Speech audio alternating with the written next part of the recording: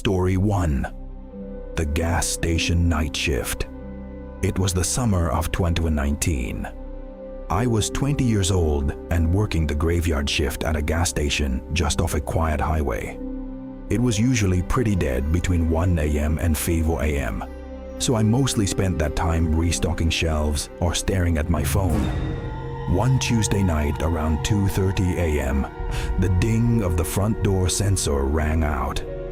I looked up expecting a truck driver buying energy drinks, but instead, a tall man wearing a dark, oversized trench coat and a baseball cap pulled low stepped inside.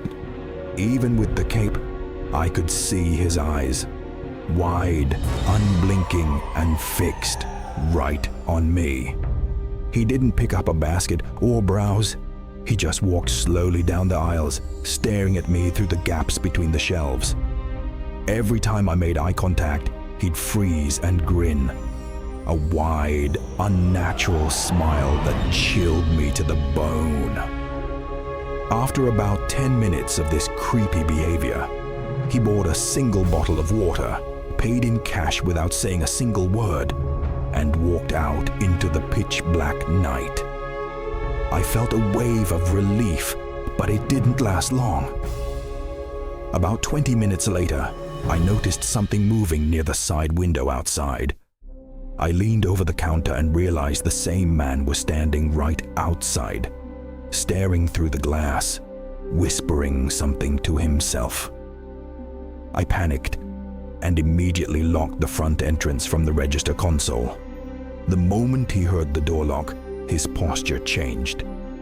He ran up to the glass door and began violently slamming his fists against it, screaming, "Let me in! I know you're in there alone." My heart was hammering against my chest. I grabbed the store phone and called 911 immediately. I told the dispatcher what was happening while hiding behind the main counter. The man kept pounding on the glass for what felt like an eternity until he heard sirens echoing in the distance. He turned around and sprinted into the dark woods behind the station. When the police arrived, they checked the perimeter and found a large hunting knife dropped near the side window. If I hadn't locked that door when I did, I don't want to think about what would have happened. I quit that job 2 days later. Story 2. The Late Night Office Worker. This happened back in 2021 when I was working as a junior data analyst for a mid-sized firm. We had a massive project deadline coming up, so I volunteered to stay late and finish updating the servers. By midnight, the entire 8-story building was completely empty, except for me on the 5th floor. The floor was eerie, just row after row of dark cubicles and the faint humming of computer towers. Around 1:15 a.m., I heard the chime of the elevator doors opening down the hallway. I paused typing, assuming it was the night janitor making his rounds. I called out, "Hey, just me up here," but received no response. Just complete silence. A few minutes later, I got an uneasy feeling, like someone was watching me. I decided to open the building's security camera feed on my monitor, a perk I had access to as an admin. I opened the camera for the 5th floor hallway. What I saw made my blood run cold. There was a man standing in the dark hallway just outside my office door. He wasn't wearing a security uniform or janitorial clothes.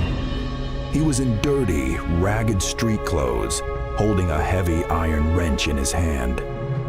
He was just standing there, looking directly up at the camera dome on the ceiling, smiling. Then, I watched him slowly reach for my office door handle.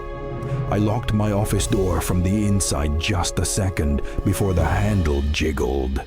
He started turning the knob aggressively, pounding on the heavy wooden door.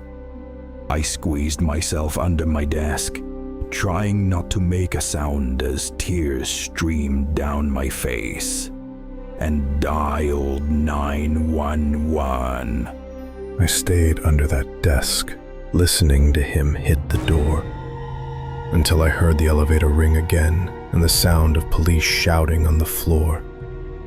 The officers caught him trying to slip down the emergency stairwell. Turns out, he was a homeless man who had snuck into the basement earlier that afternoon and stayed hidden until everyone left.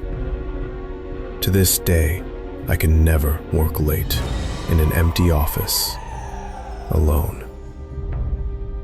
Story 3: The security guard at the warehouse. A few years ago, I took a job as a night security guard for an old, semi-abandoned industrial warehouse on the outskirts of town. The place was massive, filled with old machinery, dusty crates, and dark corners. My job was simple: do a walkthrough every 2 hours, check the locks, and make sure no teens were breaking in to spray paint the walls. It was around 3 a.m. on a rainy Thursday night. I was sitting in the small guard booth near the front gate, watching the monitor screens, when motion sensor alarm 4 went off in the lower basement level, a section of the warehouse that had been locked off for years. Assuming it was just a rat or a stray cat setting off the motion sensors, I grabbed my heavy flashlight and key ring to go check it out. As I descended the concrete stairs into the basement, the air became freezing cold and smelled strongly of damp earth. I shined my light down the main corridor of the basement. Everything seemed still. But as I reached the back room, I noticed the heavy, padlocked door was swung wide open. The lock had been freshly cut and lay on the floor. My heart instantly sank. I raised my flashlight and called out, "This is security! Step out with your hands up!" Instead of a voice, I heard slow, wet footsteps echoing from the far corner of the dark room. I pointed the beam of light toward the sound. Standing in the corner was a man, completely drenched from the rain outside, holding a long crowbar. But what horrified me most was what was behind him.